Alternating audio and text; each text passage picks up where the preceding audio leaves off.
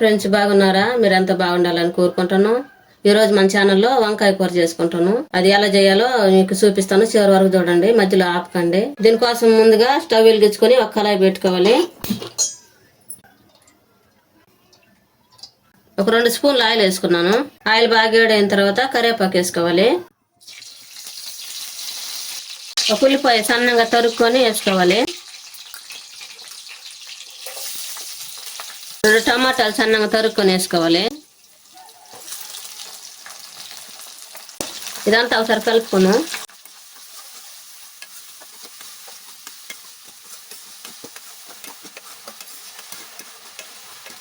టమాటాలు మగ్గుతున్నాయి కదా, వంకాయలు కోసుకున్నాం. ఈ 1/2 కేజీ వంకాయలు ఇవన్నీ సన్నగా కట్ చేసుకొని ఉప్పు నీళ్ళలో నానబెట్టుకోవాలి. ఉప్పు నీళ్ళతో నానితే బాగా నల్లంగా రాకుండా తెల్లంగా ఉంటాయి. ఇప్పుడు మనం కడిగి శుభ్రంగా వేసుకోవాలి. టమాటాలలో మంటాయిలో పెట్టుకొని ఉడికించుకోవాలి. ఇదంతా కలుపుకోవాలి.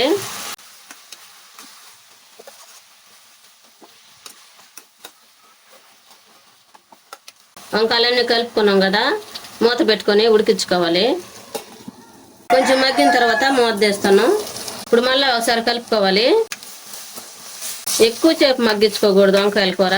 ఈ విధంగా కలుపుకున్నాం కదా, ఇప్పుడు పసుపు వేసుకోవాలి. పసుపు 1 స్పూన్ వేసుకుంటాను. కారం 1 స్పూన్ వేసుకుంటాను. ఇవన్నీ కలుపుకోవాలి.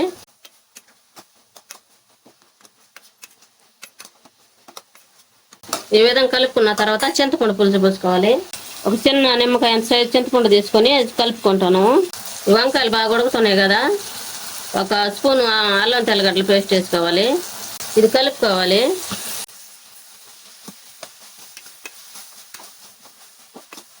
ఇప్పుడు మనం చింతపండు రసం తీసుకున్నాం కదా, అది పోసుకోవాలి.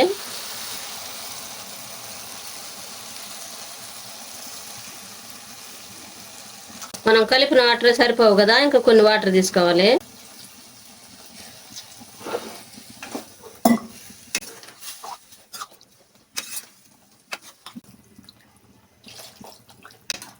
ఇవి బాగా ఉడికించుకోవాలి మూత పెట్టుకొని. ఉడికిందో లేదో మూత తెచ్చేద్దాం వంకాయల కూర. ఈ విధంగా నీళ్ళన్నీ ఇనికిపోయినాయి కదా, ఇప్పుడు కలుపుకోవాలి.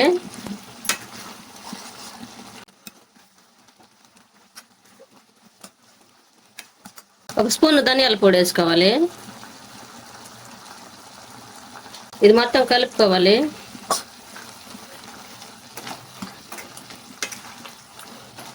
ఇప్పుడు స్టవ్ ఆపేసుకోవాలి. ఉప్పు వేయటం మర్చిపోయాను, కొంచెం తక్కువైంది. ఇప్పుడు వేసుకొని కలుపుకోవాలి.